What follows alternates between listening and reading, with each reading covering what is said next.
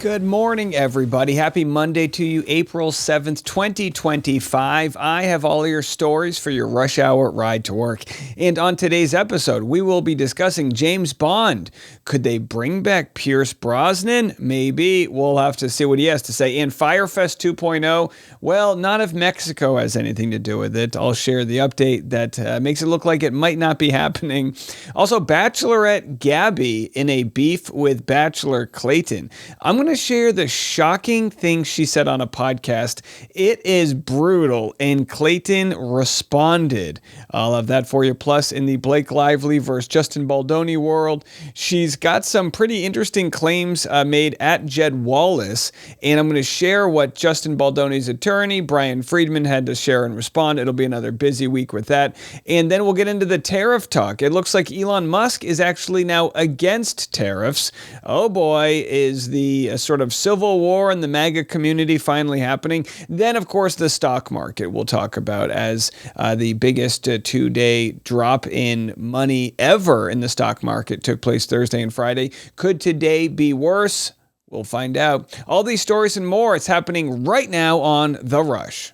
Will there be a stock market crash this week? That's the question everybody is asking. I'm recording this Monday morning before the stock market opens up, but based on what happened Thursday and Friday, which is the worst two-day ever in the stock market history with a loss of $6.6 trillion of value, folks are wondering, is this going to lead us into a recession? Again, this global tariff war where other countries are all teaming up, offering reciprocal tariffs, it could be very, very bad for our country. But there is hope. We saw like 500,000 people in the hands-off rallies over the weekend in some 1,200 different locations across the country, voicing their disdain for what's going on.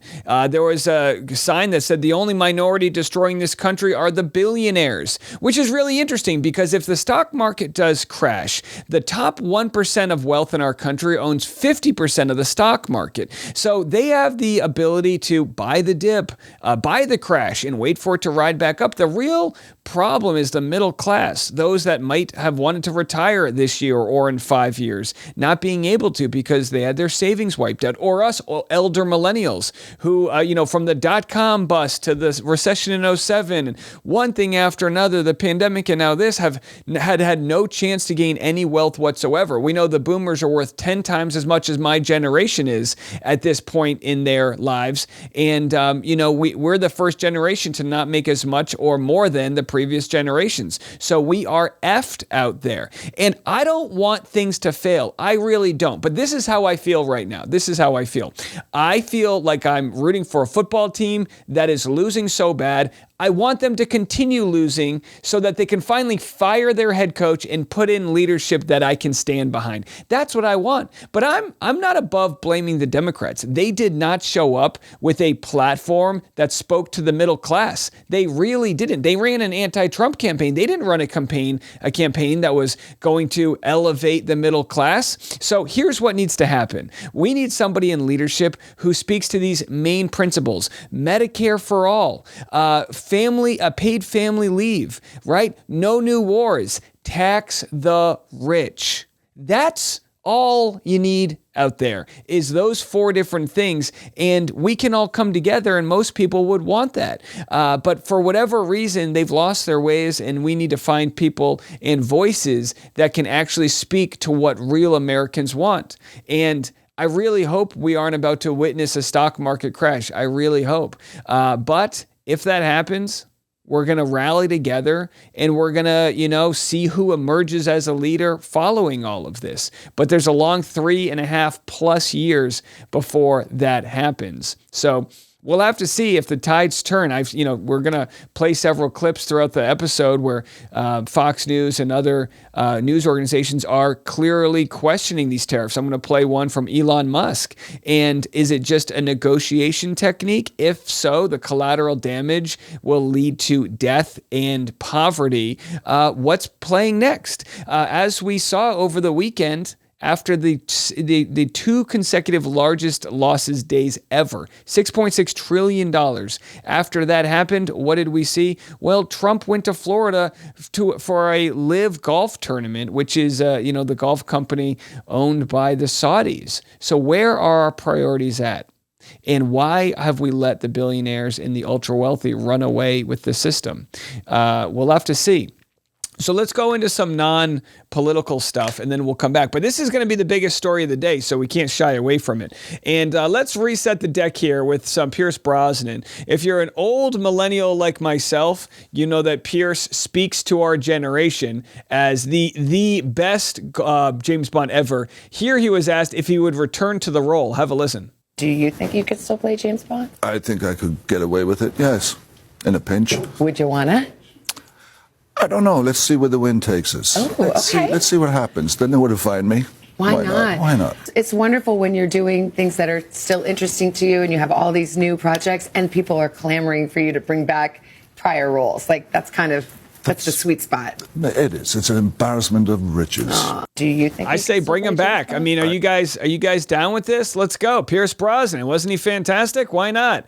Way better than Daniel Craig, if you ask me. All right, Fyre Fest. I'd been one rooting for this thing to take off. I just like a good redemption story. Well, the Mexican tourist hotspot is now denying reports that Fyre Fest 2.0 is happening there. Let's have a listen to this. Less than 2 months before Fyre Festival 2, Mexican officials tell ABC News no event with that name is scheduled to be held where it's supposed to be. The tourism secretary in the Mexican state of Quintana Roo said Fyre Festival 2 is not happening in Playa del Carmen, where it supposedly moved after organizers failed to request permits at the initial location on Isla Mujeres. Now, the Playa del Carmen government posting this message about Fyre 2, saying there is no registration, planning, or conditions that indicate the realization of such an event. Now, I will say this. Billy McFarland posted receipts on his Instagram saying they had all the paperwork. I'm wondering if they didn't grease the right palms.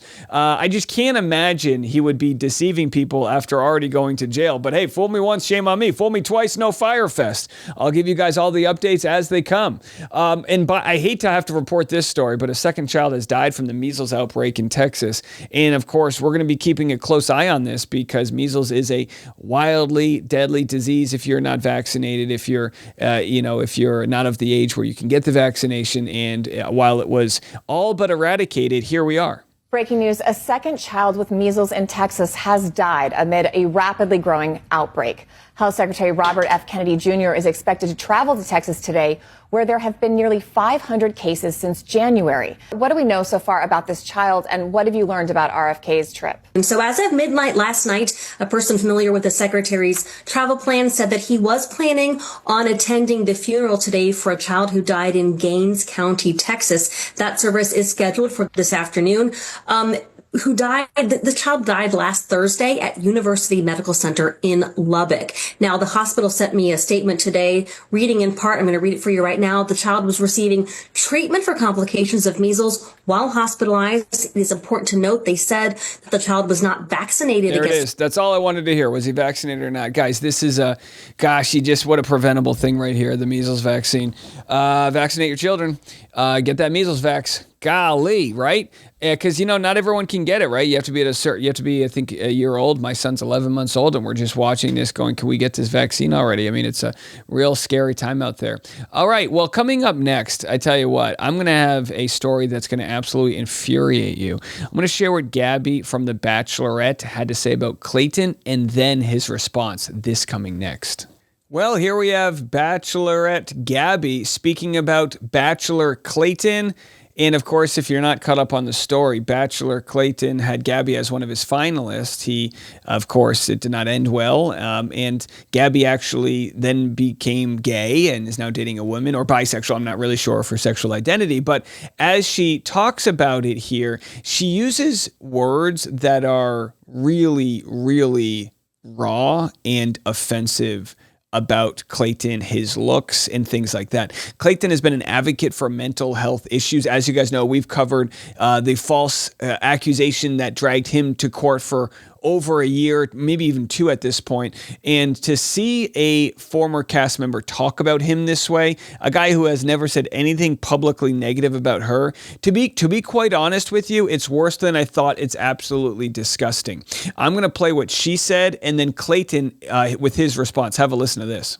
You've seen his dancing videos? No. Oh my God, they will make you run. I'm going to send you one and you wish you didn't have eyes. And my question is for anyone that really goes on The Bachelor, how genuine was that? Like, where was your head at? What was your state of mind going into The Bachelor? I fucked, you know? Yeah. I was like, I'm here. Yeah, you're like, I fucked with this. And fucked him. Yeah. It's like, I know what I'm supposed to do. Yes. And the whole time I was thinking it's me, you know? Yeah. I'm like, why can't I have a relationship? I was obviously dating like the wrong gender. So I was like, this is it. I'm at the age, I've done the work. I can fall in love with this toe looking ass. Yeah, sure. You know, skinny jean wearing. And to be fair, they go along with her, but this is disgusting. I mean, Bo and Yang, you're on SNL. Come on.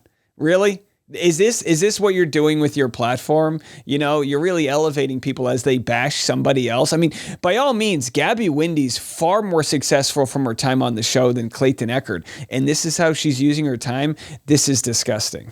This is my guy. So when you get out of the car and you see him, is there something that happens because you're on The Bachelor where you're like, is it something like in your brain that makes him an object of affection? Because now you look back and you're like, nah. Totally. Yeah. Have you seen his dancing videos? Oh my God, they will make you run. I'm going to send you one and you wish you didn't have eyes. Okay. Like but there is people were like, did the producers manipulate you? I'm like, I manipulated myself. Yeah. Like you're in an environment, the competition aspect is huge. You're gaslighting yourself. That's all you talk about in interviews. Yeah. So you're like, man, I really am in love with him. Like I can do this. Thank God I escaped that by the skin of my teeth. I know. And then told him to fuck off at the end when he wanted to walk you out. Have you seen that clip? Yeah. No. That's amazing. Yeah, my face full of disdain. I'm like, You think it was that moment that secured you the Bachelorette offer? I definitely thought, but nobody else did, including the producers. Were they just going to have Rachel?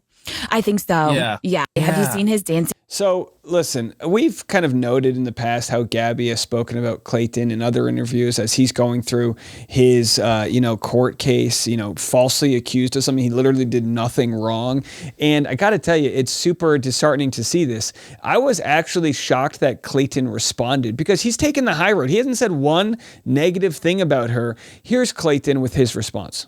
So I debated responding to this because sometimes I feel it's unnecessary, but this is the second interview I've been sent in the last couple weeks from Gabby, making comments about me online. And, I used to be a people pleaser and didn't want to upset anybody, so I would keep my mouth shut. But I don't believe that anymore or in doing that, and I'm not that way.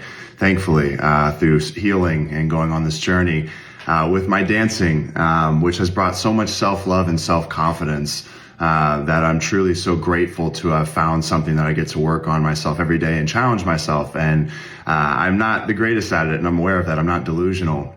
But it's me versus me every single day I get in that studio, and it's movement therapy. It's allowed me to release a lot of my anger and frustrations, and sometimes me and my instructor Steph just chat for half the time that we are there. So dance has done so much for me, and the cool thing is that not only has it brought me self-love and self-confidence, but it's inspired other people to get the courage to step out of their comfort zones and try something new, because it's never too late to try something new. So it's harmless, and I know I'm not the next big dancer. I'm just doing what's fun, but I have to stand up for myself, and that's why I'm making this video.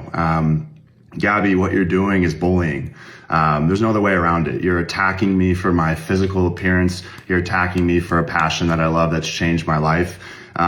It's unnecessary, and it's not funny. And videos with like what you make where you comment, you have such a large platform, and you're setting a really bad example, which is just disheartening to see that you have this big of a platform. This is how you choose to use it. So I'm standing up for myself because I think it's just the right thing to do, and I don't want people to be scared to try something new because bullying online, like what you're doing, impacts them in a way which stops them. So do better, Gabby. This isn't lighthearted. I don't want to hear this whole, just relax, it was a joke. It's not a joke. I haven't talked to you in 3 years, and you continue to take shots at me, and it's just unnecessary. So I hope you do better, and I hope I don't have to make videos like this, but I do believe accountability should be had. Whoa. So in short, Clayton basically tells Gabby, go fuck yourself. And I think we can all agree. Hey, sometimes you fly a little too close to the sun. And I think Gabby, even if she's going for humor, can realize at the expense of whom. And sadly, I mean, Gabby's got a bigger following. So, you get so many spineless people in Bachelor Nation. Like, are they going to speak up? Are they going to defend Clayton? Well, Joan did here. Golden Bachelor Joan said it's shocking that anyone feels it's okay to bully, but especially adults who know better.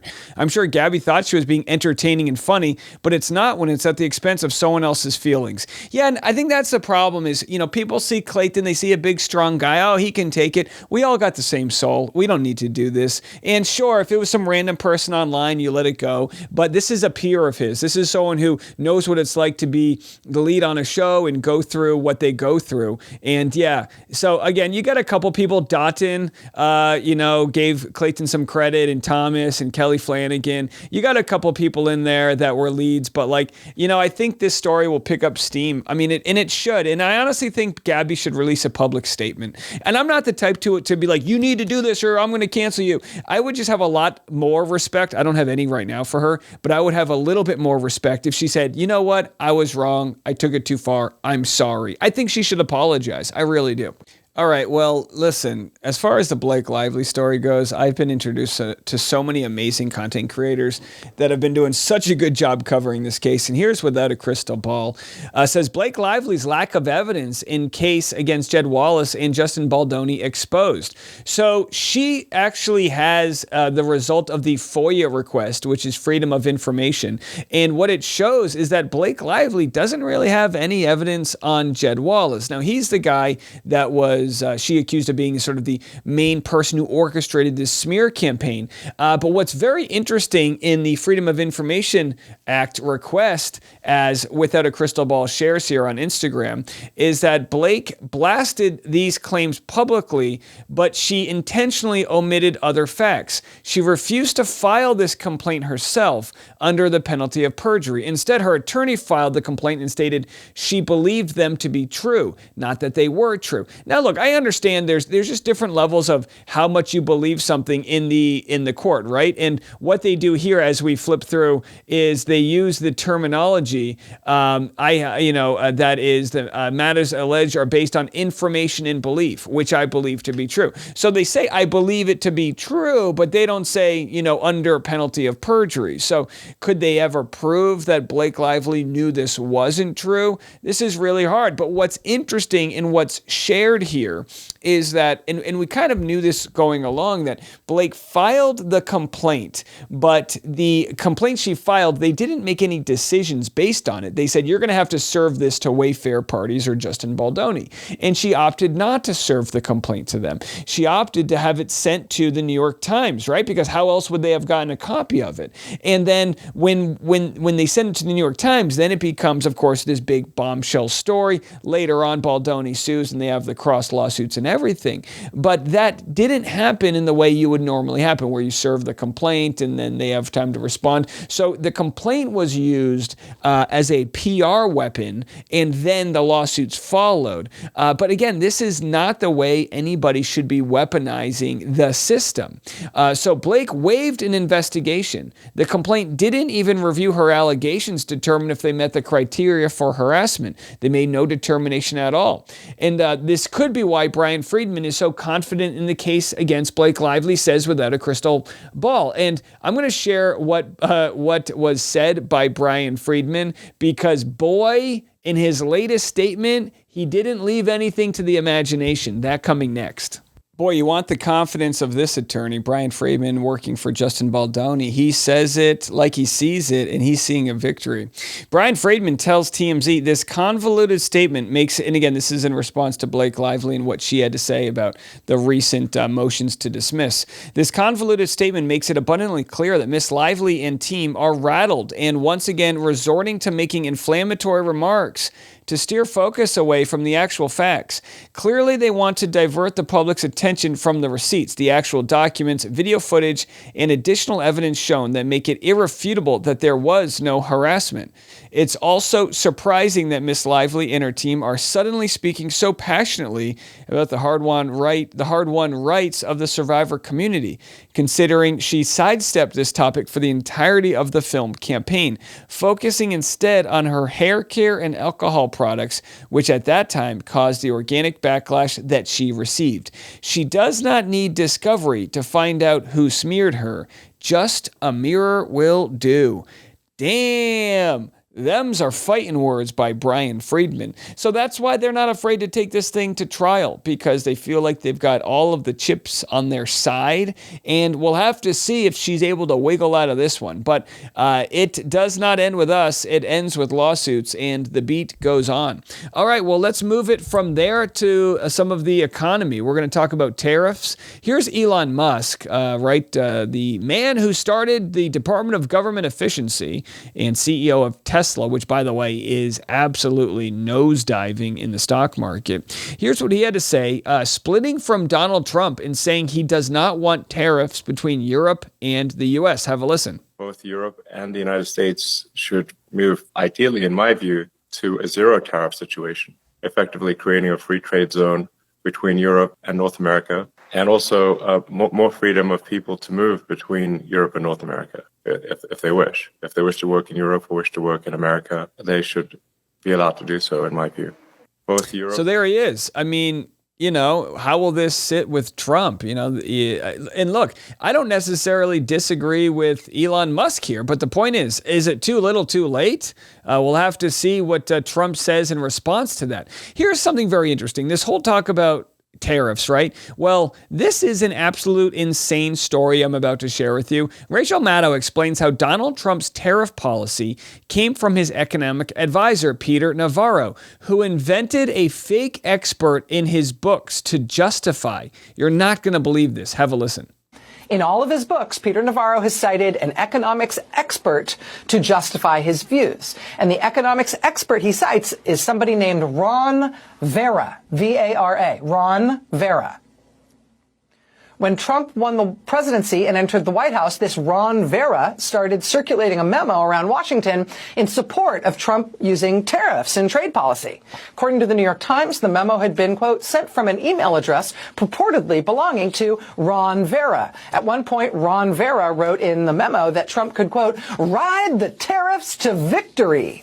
The problem is Ron Vera doesn't exist. He never has. The economics expert that Peter Navarro has long cited to explain why he's so gung-ho on tariffs, this person, Ron Vera, is a made-up person. He is a fictional person. Peter Navarro invented Ron Vera as his expert source so he could quote this expert source over and over and over again in his crackpot books. Who is Ron Vera? Ron Vera is an anagram of Navarro, which is his last name. But that really is how the Trump administration crafted its tariff policy. It's insane, right? This is insanity, what we're living in. And by the way, I do appreciate all of the 5-star reviews I'm getting from people that appreciate me speaking truth to power, but we're still getting people that think we're on some crazy universe where this isn't actually what's happening. So God bless everybody out there that's riding through all of this, right? Here's Treasury Secretary saying Americans who want to retire aren't worried about the day-to-day market changes. And by the way, on behalf of my parents who are at retirement age, fuck you, okay? Because these issues going on, the market crashing and losing $6 trillion, that could take years to recover. Have a listen. To have put away for years in their savings accounts, I think they don't look at the day-to-day fluctuations of what's happening. More than 160 million Americans, Mr. Secretary, as you know, are invested in the market. Many of them have spent their lives saving for their retirement. What is your message to Americans who want to retire right now and who've just seen their lifetime savings drop significantly? Well, Chris, I think that's a false narrative. Americans who want to retire right now, the Americans who have put away for years in their savings accounts, I think they don't look at the day-to-day fluctuations. It's ridiculous. It's not about day-to-day fluctuations. It was the biggest drop in the history at $6 trillion. All the healthcare issues, all of these other issues we have in our country could have been solved with that money. Now, I understand it goes up and it goes down, so it will rally eventually. But at what point? At what point will it rally? And here's the Commerce Secretary explaining why Donald Trump put tariffs on the island with the penguins. Of course, everyone wants to know about these penguins. Have a listen. Why are the herd and McDonald Islands, which don't export to the United States and are quite literally inhabited by penguins, why do they face a 10% tariffs? Did you use AI to generate this? No.